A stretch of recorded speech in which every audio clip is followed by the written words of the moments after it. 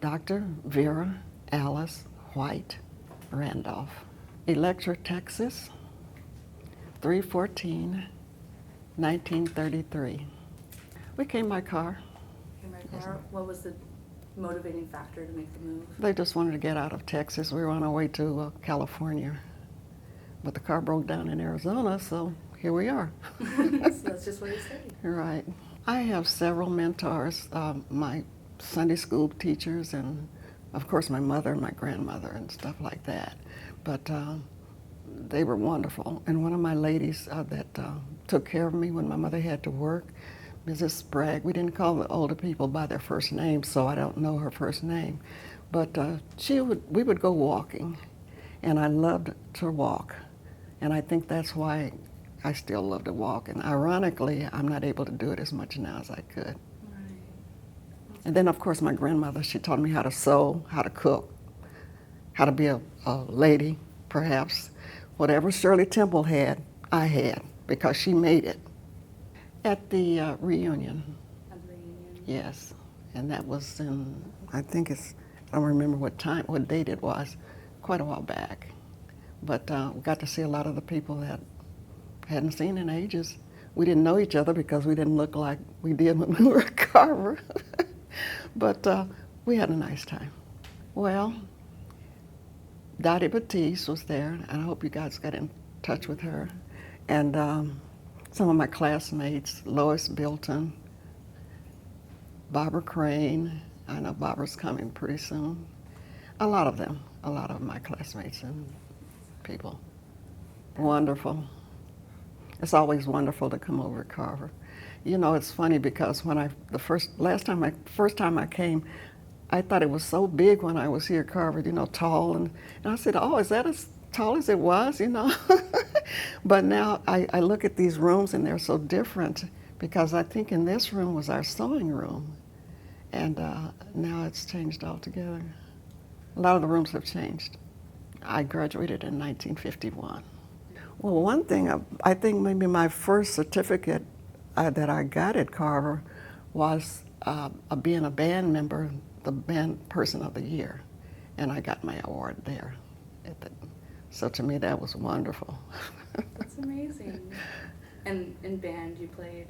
The trumpet and the alto horn. Outside of band, we used to have to go in, with my church, we had to go and help people that needed help, so, you know, and we still do that now. Awesome. So you've been doing that since your high school days with the same church? Yes. What church is that? First Institutional Baptist Church in Phoenix, Arizona. Okay. And I am Deaconess Emeritus at that church. You know, I was thinking about that. My favorite class, my teachers were just wonderful. And I can't say I really had a favorite class, because every time I went to a class, it brought me into something else. Like in my typing class, we were doing typing then, and shorthand. When I got a job, I had to take the typing test. So that resonated back to Carver. And when I went in band, we had to play the good songs, you know, the operas, we had to be in all that type of stuff. I learned how to like different types of music, and I pass it on to my children. And a lot of people say, you like classical music? I said, I certainly do, because we had to do it. In sewing, we had to sew and get things like that. So, I can't say it. In my literature, we learned the classical things that we had to learn, you know, like Silas Marner or something like that. We had to read those songs, those stories. So all of my, with biology, I learned the anatomy of the body, and I wanted to become a brain surgeon after my teacher told me that.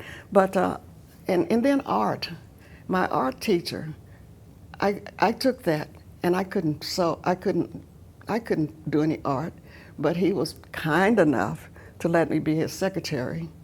And then we went to see different art galleries and things like that. So I learned the different methods of art. I learned how to love that. So I can't really say a favorite because all of them seem like they were my favorite. Well, when I was at Carver, they were all segregated places. So we loved to go to I went to the Azteca, even though I couldn't speak Spanish that well, but I had Spanish friends, so we went to the Azteca and saw the movies. When they laughed, I told me, you need to say laugh now. We do it, And then we went to the Rialto, we went to the Ramona. Those are theaters. We went to the Ramona, we went to Fox Theater.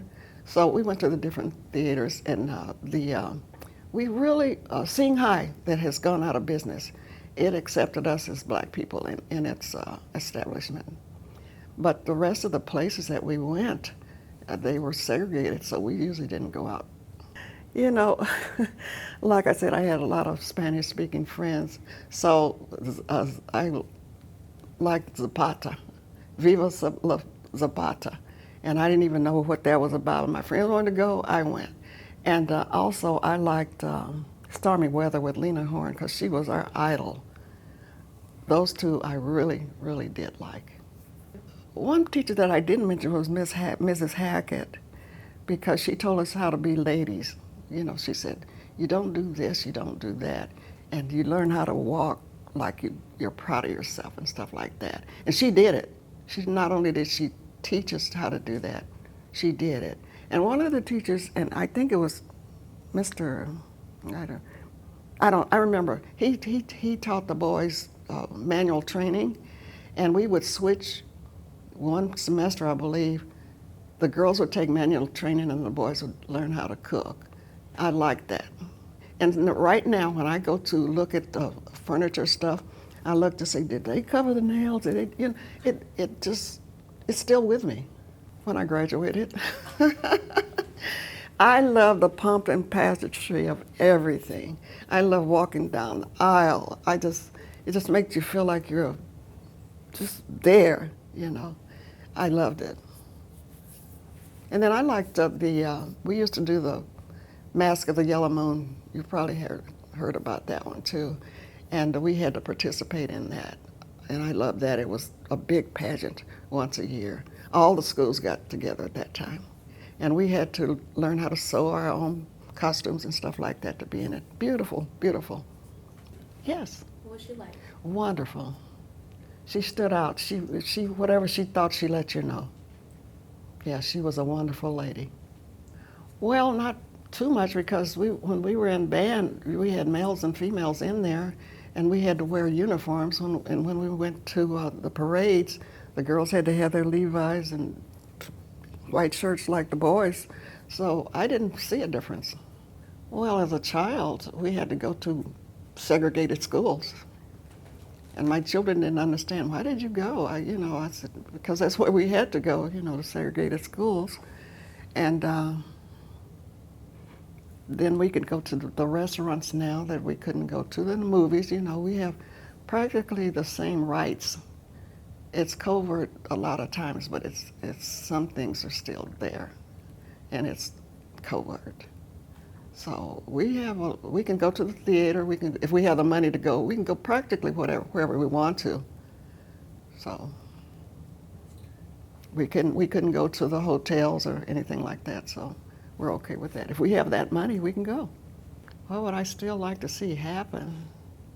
First of all, to just get along. If we have protest, it's not a one grace protest. It's not.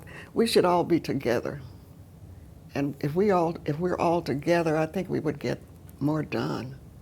Other than that's your race and you do your thing and I want to join you, So we need to be together, more together. My teenage years, yes, I had to hurry home and I had chores to do. And I would turn on the radio and listen to the Lone Ranger and all those things that was on the radio, because we didn't have a television until a long time. So I always had chores to do. I had to have my chores done before my mother came from work, else I would get in trouble. And one of the troubles that I got into was that they called them ice boxes at that time, because you had the box and you had to put ice in it, and it would drip I would forget to empty the drip pan, so that water would run all over, and that would make me get in trouble. I didn't see too many aspects of growing up because, like I said, most of my friends were Hispanic. We had a few Caucasians in our area, but and they blended. Everybody blended right in, so I didn't really see that many changes. And everybody, if you got in trouble, you might get a spanking from anybody's mama, and they would let your mother know, And even if we didn't have a telephone, I don't know how they knew it, but by the time you got back home, oh, you did so and so, you just disrespected this person. Okay, so I don't know. So it was a challenge to me. It was fine to me. We had Woolworth, Newberry's, and the only thing downtown in the 50s, I guess they had stopped. I suppose you could still go to the counters and get coffee or whatever. But I didn't have a problem with that. And some people said they did, but I didn't. You had to respect your elders. You didn't call them by their first name. And anyway, we had to respect your elders. You had to, else you got in real bad trouble. How do you think your generation of elders is different? Well, we're different because a lot of times we don't want to say that we're old, and we are old, but and the children don't respect us because sometimes they're not trained to do that. Probably around 20, maybe. What was your initial reaction? Wonderful. Wonderful. Was it like a moment of celebration? Oh, yes, yes, we were happy. We were happy about that. What was the community's reaction? They loved it. They had a big celebration. Really? Why? Yes, yes. What kind of celebration? Just, out in the streets were narrow, so you'd get out there and have your pop and water or whatever and just greet everybody and say, oh, we're so happy. Our kids can go to different schools, integrate with different schools and stuff. That they just will get along and love each other. And that they have opportunities that they should take advantage of and just love each other, love everybody, regardless to their race, gender, or whatever. Everybody is God's children, regardless. So if they would do that, that would be wonderful. Like I said, it prepared me very well. Like I said, my typing skills, my looking at the artwork and all, they prepared me very well. And I'm wonderful, I'm grateful for that. After Carver, I went to a sewing factory, which I already knew how to sew. I was a telephone operator, one of the very first black telephone operators in Arizona. I knew how to, my skills, my speaking skills. I had my business voice and then my regular voice. And then I retired from American Express in the accounting department. And I wasn't, it's odd because my math wasn't that well. I didn't do very well, but it came back to me, and it's strange that it did. So it prepared me very well. In my community, I always felt pride in it because we all just got along, regardless. Like I said, we were different people. In the community in which I live now, we have different people in there, and we all just get along. Even some of the people that don't speak our English, some kind of way our communication skills, we could still, get along. It's a symbol, and it's a symbol of pride that the people that sacrificed to have this school here for us did that, and we should be happy that they did that. It means a lot to me, and I hope that it stays. I had, with my kids, it's a joke with my kids, I said, just cremate me and say, here's mommy.